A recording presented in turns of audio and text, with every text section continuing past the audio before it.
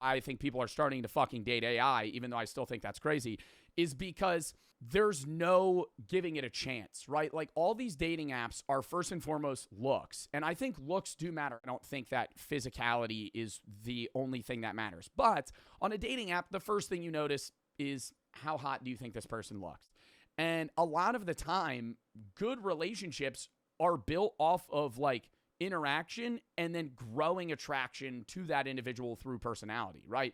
You might think that on surface, the second you meet them, they're a 7, but then you have a conversation with them and you're like, wow, this person's amazing, 9. But if they were on a dating app, you probably would have swiped left on them, and that's a match ruined. On that first door interaction, I will agree that yes, you do have to look the part in a dating app for them to be even able to willingly swipe right on you. Nobody can meet each other in a natural way anymore without feeling like, the dating app is better, right? And more capable of getting them matches than, going to a mixer or going to a bar and trying to actually like talk to people would. People that get the least matches are going to be largely more motivated to seek other ways of feeling love or connection, right? And a lot of those people look at AI, whether it be ChatGPT or dating robots that could provide them some sort of connection that they're otherwise failing to receive.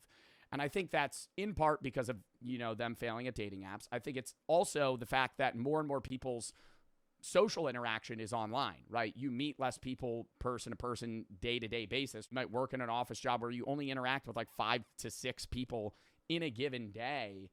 So it's hard to match with people, and it's hard to even feel comfortable talking to people because a lot of social interaction is just repetition and training, right? Introversion is a thing where people just don't want to interact with other people, but social awkwardness and shyness is something that can actually be largely outgrown.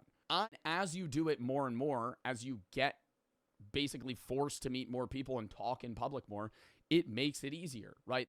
But the more I did it, the less it worried me, to a point where I had, full on period-long debates in college, right?